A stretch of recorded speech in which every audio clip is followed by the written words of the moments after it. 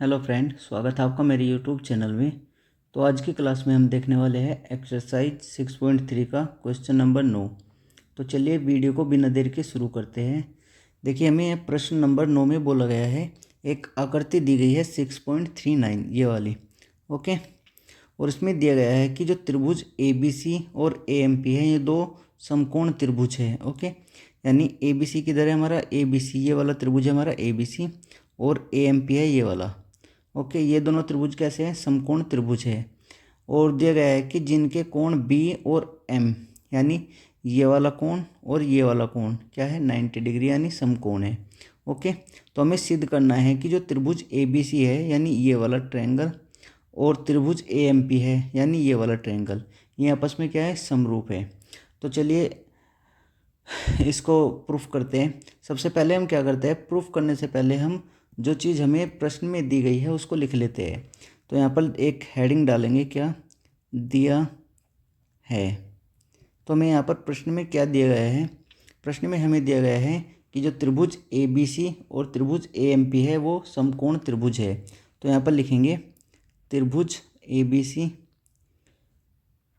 तथा त्रिभुज AMP क्या है? समकोण त्रिभुज है, ओके। ये चीज़ हम लिख देंगे जो हमें प्रश्न में दी गई है। और दूसरी बात दी गई है कि जो कोण B है, यानी कोण B और कोण M ये कैसे है? 90 डिग्री के हैं, ओके। ये चीज़ हमें दी गई है। नेक्स्ट, अब हम हेडिंग डालते हैं, क्या जो हमें सिद्ध करना है उसको लिखते हैं। देखिए, सिद्ध करना है। बताइए हमें सिद्ध क्या करना है? तो हमें सिद्ध करना है कि जो त्रिभुज ABC है, त्रिभुज ABC और त्रिभुज AMP ये कैसे है? समरूप है, ओके। ये चीज़ हमें सिद्ध करनी है। तो उसको मैं एक बॉक्स में बंद कर देता हूँ जो हमें सिद्ध करना है, ओके। अब देखते हैं इसका प्रूफ। देखिए, अब इसका प्रूफ देखते हैं। सबसे पहले हम लेते हैं कौन से त्रिभुज में? ट्रायंगल ABC तथा त्रिभुज AMP में, इन दोनों ट्रायंगल में हम देखते हैं, ओके। देखिए, अगर आप इन ट्रायंगलों में देखोगे, एक तो ये वाला ABC किधर है? हमारा ABC है हमारा ये वाला ट्रायंगल, ओके। और AMP है हमारा ये वाला ट्रायंगल, ओके। तो अगर आप इसमें देखोगे, जो हमारे ये कोण M है और कोण B है ये 90 डिग्री के है, यानी दोनों कोण कैसे होंगे? इक्वल होंगे। तो वही चीज़ हम यहाँ पर लिख देंगे कि कोण M बराबर हुआ किसके? कोण B के। बराबर ये कितने के है? प्रत्येक 90 डिग्री का। आप लिख सकते हो क्या? प्रत्येक 90 डिग्री, ओके। या इसमें लिख सकते हो दिया है। ये हमें प्रश्न में भी दिया गया है, ओके। नेक्स्ट, दूसरी चीज़ आप देखिए, आपको एक कोण, जो कोण A है, ये कोण A जो है ये वाला, ये कोण आपको दोनों ट्रायंगल में कॉमन दिखाई देगा। यानी ये वाला ABC में भी आ रहा है और AMP में भी आ रहा है। यानी जो कोण एंगल है वो दोनों ट्रायंगल, जो कोण एंगल A है वो ट्रायंगल AMP और ABC दोनों में क्या है? कॉमन है, दोनों में आ रहा है ये, ठीक है। तो हम इसी चीज़ को हम यहाँ पर लिख देते हैं, क्या कि जो कोण A है वो बराबर होगा कोण A के। कैसे? वो क्या है? हमारा कॉमन कोण है। क्या लिख देंगे? कॉमन, या लिख देंगे उभयनिष्ठ, ओके। ओके, अब जब हमारे दो कोण समान हमने सिद्ध कर दिए, तो आपने एक कसौटी पढ़ी होगी, समरूपता की कसौटी। वो क्या होती है? वो होती है, देखिए यहाँ पर लिखेंगे हम, अतः कोण समरूपता कसौटी। यानी जब हमारे दो कोण समान हो जाते हैं तो कौन सी कसौटी लगती है? एंगल कसौटी कह लो, या फिर कोण समरूपता कसौटी भी कह सकते हैं। यानी इसको हम क्या लिखेंगे? अतः कोण समरूपता कसौटी से, अतः कोण समरूपता कसौटी से जो हमारे त्रिभुज है, कौन कौन से? त्रिभुज ABC और त्रिभुज AMP, पता है कैसे हो जाएंगे, समरूप हो जाएंगे। ये चीज़ हमें क्या करनी थी, सिद्ध करनी थी, ये हमारी सिद्ध हो गई। ओके, यानी पहला जो पार्ट था उसका हमने ये सिद्ध कर दिया। अब हम देखते हैं दूसरा पार्ट। दूसरा पार्ट है हमारा क्या, कि CA और PA का अनुपात बराबर है किसके, BC और MP के। जब हमने दोनों ट्रायंगलों को क्या समरूप सिद्ध कर दिया, तो हम लिख सकते हो, देखिए क्या लिख सकते हैं, यहाँ पर लिखेंगे अतः जब ये दोनों ट्रायंगल हमारे क्या होंगे, समरूप होंगे, तो हमारी जो समरूप ट्रायंगल यानी समरूप त्रिभुज होते हैं, उनकी जो संगत भुजाएं होती है वे समानुपाती होती है। अर्थात संगत भुजाएं देखिए कौन कौन सी है इसमें, देखो अगर मैं बात करूँ CA किधर है हमारी, CA है हमारी ये वाली, बताओ इसके संगत लाइन कौन सी होगी, इसके संगत लाइन होगी हमारी PA। ओके, CA के संगत कौन सी होगी, PA। तो यानी इनका अनुपात हम लिखेंगे क्या, कि CA और PA का अनुपात बराबर होगा किसके, देखिए BC किधर है हमारी, BC है हमारी ये वाली लाइन। ओके, BC, तो इसके संगत कौन सी लाइन होगी, इसके संगत होगी हमारी MP। ठीक है, अब संगत भुजाएं कैसे देखते हो, मैंने पिछली कक्षा में बताया गया है, तो यहाँ पर लिख देंगे क्या, कि जो BC है, BC उस और MP, ठीक है, ये होगी संगत भुजाओं का अनुपात, यानी इनकी जो संगत भुजाएं हैं उनका अनुपात क्या होगा, बराबर होगा। ठीक है, दूसरा पार्ट ये था हमारा, यही सिद्ध करना था, ये भी हमारा क्या हो चुका है, प्रूफ। ओके, उम्मीद करता हूँ कि ये दोनों पार्ट आपके समझ में आए होंगे। अब देखते हैं हम नेक्स्ट क्वेश्चन। नेक्स्ट क्वेश्चन है हमारा क्वेश्चन नंबर 10।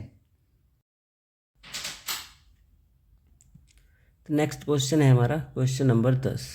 देखिए प्रश्न नंबर 10 में क्या दिया गया है, यहाँ पर हमें बोला गया है कि CD और GH क्रम से ACB, एक कोण है ACB और कोण EGF के ऐसे समद्विभाजक हैं कि बिंदु D और H क्रम से त्रिभुज ABC और त्रिभुज FEG की भुजाओं AB और FE पर स्थित है। अर्थात ये कहना चाह रहा है कि जो CD है वो कोण ACB का समद्विभाजक है, और जो इसका बिंदु है D, जो D जो है त्रिभुज ABC की भुजा AB पर स्थित है। ऐसे ही दूसरा जो ये GH है, ये कोण EGF का क्या है, समद्विभाजक, यानी कोण EGF को ये दो भागों में, समान भागों में बांटता है। ठीक है, तो और जो H बिंदु है वो हमारे जो त्रिभुज FEG है उसकी भुजा FE पर स्थित है। और यहाँ पर एक बात और दी गई है, वो है कि त्रिभुज ABC त्रिभुज FEG दोनों क्या है, सिमिलर है, मतलब समरूप है। ओके, तो हमें सिद्ध करना है कि जो CD और GH का अनुपात है वो बराबर है किसके, AC और FG के। तो चलिए देखते हैं, सबसे पहले हम इसका डायग्राम खींचते हैं। देखिए यहाँ पर हमें एक ट्रायंगल लेना है, एक ABC ट्रायंगल और एक FEG। तो हम दो ट्रायंगल खींच लेते हैं, ये है हमारा ABC और ये हमारा FEG। यहाँ पर हमें CD जो है, CD कोण ACB का समद्विभाजक लेना है। अर्थात जो कोण जो CD है, ये CD, ये कोण ACB यानी ये वाला ACB, ये वाला कोण है, इसका क्या है, समद्विभाजक है। ओके, ये इसको दो समान भागों में बांटता है, यानी विभक्त करता है। ओके, नेक्स्ट देखिए, जो त्रिभुज GH जो है वो कोण EGF का है हमारा, EGF ये वाला, ठीक है, इसका समद्विभाजक है GH। और जो H बिंदु है वो FE पर स्थित है, और जो D बिंदु है वो AB पर स्थित है। और दोनों ट्रायंगल कैसे हैं, सिमिलर है। तो सबसे पहले हमें जो दिया गया है उसी को एक लाइन में लिख लेते हैं। देखिए यहाँ पर हमें क्या दिया गया है, CD जो है वो कोण ACB का समद्विभाजक है, और जो GH है वो कोण EGF का समद्विभाजक है। अर्थात जो GH है वो कोण EGF को दो बराबर भागों में बांटता है, और जो CD है वो कोण ACB का समद्विभाजक है, मतलब कोण जो CD है वो कोण ACB को दो समान भागों में बांटता है। अर्थात कहने का मतलब है जो हमारा ये भाग है, ये और ये दोनों भाग कैसे होंगे, इक्वल होंगे। इसको मैं लिख देता हूँ। देखिए यानी हमारे जो एक दो भाग है, इसको अगर मैं ए कहूँ और इसको बी, तो हमारे जो कोण ए और बी है वे आपस में इक्वल होंगे, क्योंकि जो सी डी है वो समद्विभाजक है किसका, ए सी बी का। ओके, इसी प्रकार अगर मैं इसको सी कहूँ और इसको डी कहूँ, तो ये भी आपस में कैसे होंगे, इक्वल होंगे। ओके, वही चीज़ मैंने यहाँ पर लिखी है, ये कोण ए बराबर होगा किसके, कोण बी के, और कोण सी बराबर होगा किसके, कोण डी के। ओके, तो चलिए नेक्स्ट, दूसरी बात हमें दी गई है क्या, कि जो बिंदु डी है वो ए बी पर स्थित है, और जो बिंदु एच है वो एफ ई पर स्थित है, और दोनों ट्रायंगल ए बी सी, एक second, triangle A B C और ट्रायंगल एफ ई जी हमें क्या दिए गए हैं, सिमिलर अर्थात समरूप दिए गए हैं। तो हमें सिद्ध करना है क्या, सी डी और जी एच का अनुपात इक्वल है किसके, ए सी और एफ जी के। तो सबसे पहले हम देखते हैं कि जो ये भुजाएं है हमारी, एक सी डी और जी एच, ये कौन कौन से ट्रायंगल में आती है। देखिए सी डी जो है, सी डी किधर है हमारी, सी डी है हमारी ये हमारी सी डी। ओके, और फिर दूसरी है जी एच किधर है, जी एच है हमारी ये।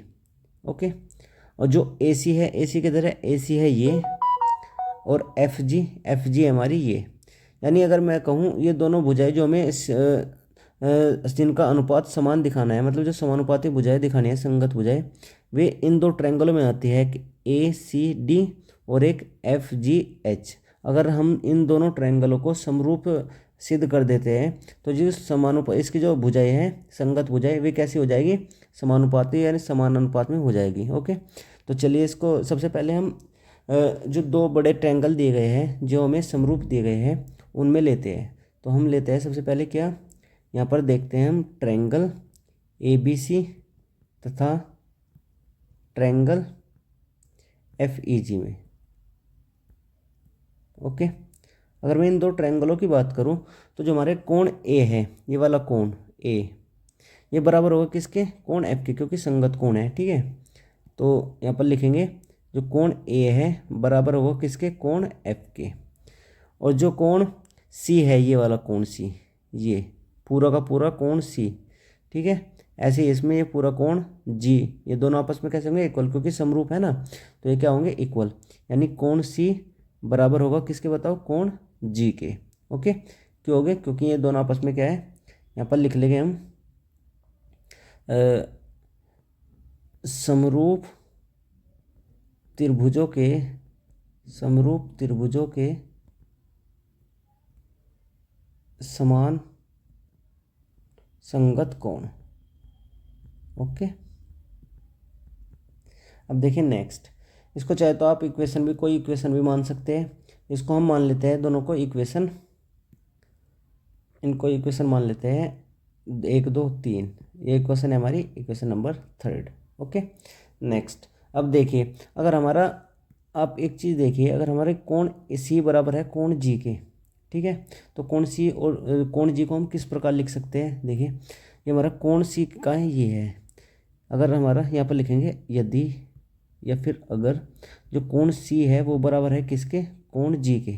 ओके, बताइए कोण सी, जो हमारा कोण सी है ये वाला, ये आपको दिखाई दे रहा होगा कोण सी, ये पूरा का पूरा, ये ए और बी को जोड़ के आएगा, अगर इन दोनों को हम जोड़ देंगे तो इसके बराबर होगा।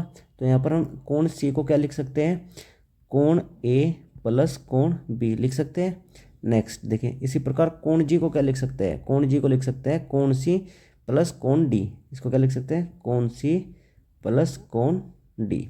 ओके, देखिए नेक्स्ट, अब बताओ, क्योंकि हमें पता है कि ये आपस में क्या है, ये ए बी के बराबर है, सी डी के बराबर है, तो हम जो क्या कर सकते हैं, यहाँ पर हम ए के स्थान पर बी लिख सकते हैं या बी के स्थान पर ए लिख सकते हैं, क्योंकि हमें बी की और डी की इनकी तो आवश्यकता नहीं है, क्योंकि हमें इन दो ट्रायंगलों में देखना है, इन दो ट्रायंगलों में, एक ए सी डी और एफ जी एच में, इन दो ट्रायंगलों में देखना है सिर्फ। तो इन दो ट्रायंगलों में हमारे एक कोण आ रहा है ए और एक कोण आ रहा है सी, तो हम इन्हीं की फॉर्म में लिखेंगे। देखिए कैसे लिख सकते हैं, देखो यहाँ पर हम लिखेंगे कि जो कोण ए है, कोण ए चाहिए हमें, कोण ए को ऐसे लिख देंगे, और कोण बी के स्थान पर भी हम क्या लिख सकते हैं, कोण ए लिख सकते हैं, क्योंकि बराबर है, तो यहाँ पर लिख सकते हैं कोण ए। इसी प्रकार कोण सी तो हमें चाहिए, प्लस कोण डी के स्थान पर भी क्या लिख सकते हैं, कोण सी। ठीक है, ये कैसे, यहाँ पर लिख सकते हैं इक्वेशन समीकरण 1 व समीकरण 2 से।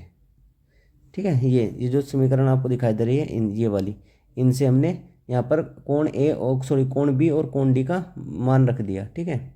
अब देखिए नेक्स्ट, ये क्या हो जाएगा हमारा 2 कोण ए, ये बराबर हो जाएगा 2 कोण सी के। ओके, ये कट जाएगा 2 से 2, यानी कोण ए बराबर आ जाएगा कोण सी के। ठीक है, ये हमारी इक्वेशन नंबर क्या हो जाएगी 4, इक्वेशन नंबर 4। ओके, अब देखिए, अब जो ट्रायंगल हमने लिए थे जिसमें हमें सिद्ध करना है, आप इस ट्रायंगल को लीजिए, एक त्रिभुज ACD और त्रिभुज FGH, इन दोनों ट्रायंगलों में देखिए, अगर मैं बात करूं, देखो यहाँ पर लिख देता हूँ, देखिए थोड़ा स्पेस कम हो गया, तो यहाँ पर लिख लीजिए ट्रायंगल ACD तथा त्रिभुज FGH में, इन दोनों ट्रायंगलों में देखिए, इन दोनों ट्रायंगल कहाँ है, ये है हमारे, जो हमारा ACD और ये है हमारा FGH, ये वाला ट्रायंगल। ओके, इसमें अगर मैं बात करूँ, ये जो कोण A है किसके बराबर है, कोण F के, ये हमने सिद्ध किया था समीकरण नंबर 3 में। ठीक है, इसको हम लिख देंगे क्या, जो कोण A बराबर है किसके, कोण F के। ओके, यहाँ पर चाहे तो आप लिख भी सकते हो समीकरण नंबर 3 से। ठीक, नेक्स्ट, अब देखिए जो हमारा कोण A है, ये इस पूरे को नहीं देखना है, सिर्फ इसको देखना है, कोण A के ये बराबर किसके है, कोण C के। अभी हमने सिद्ध किया था, ये हमने सिद्ध किया था, कोण A बराबर किसके, कोण C के, समीकरण 4। तो यहाँ पर लिख देंगे कोण A बराबर कोण C के। ठीक, ये कैसे, समीकरण नंबर 4 से। ठीक है, अब देखिए, जब किसी जो दो त्रिभुजों के जो अगर जो दो संगत कोण हमारे इक्वल आ जाए तो वे कैसे हो जाते हैं, वे समरूप हो जाते हैं। तो इसलिए हम इसको क्या लिख देंगे, इसलिए हम लिख सकते हैं अतः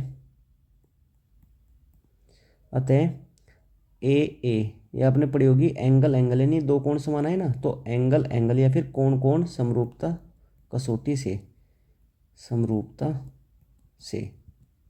क्या हो जाएगा, जो हमारे ट्रायंगल है कौन से ट्रायंगल है हमारा, त्रिभुज ACD और त्रिभुज FGH, ये कैसे हो जाएंगे, समरूप हो जाएंगे। ठीक है, और हमें पता है कि जो त्रिभुज समरूप होते हैं उनकी जो भुजाएं होती है वे कैसे होते हैं, समान अनुपात में होती है, अर्थात इसकी जो संगत भुजाएं है, यानी कौन सी, CD, देखिए CD हमारी ये, यानी जो CD है, CD और इसके संगत कौन सी है, इसके संगत है हमारी GH, तो संगत भुजाएं होगी, इसका अनुपात बराबर होगा किसके, देखिए ये AC और अपन इसके संगत कौन सी है, इसके संगत है हमारी ये FG। ठीक है, FG, तो ये इसका अनुपात क्या हो जाएगा, इक्वल हो जाएगा। ये हमें क्या करना था, सिद्ध करना था बस। ठीक है, उम्मीद करता हूँ कि ये जो प्रूफ है आपके समझ में आया होगा। नेक्स्ट क्लास में हम देखते हैं नेक्स्ट क्वेश्चन। आज की क्लास में बस इतना ही। अब हमारे 6 क्वेश्चन बचे हैं त्रिभुज के, एक्सरसाइज 6.3 के। ठीक है, उसके बाद हम एक्सरसाइज 6.4 स्टार्ट करेंगे। तो आज की क्लास में बस इतना ही, धन्यवाद।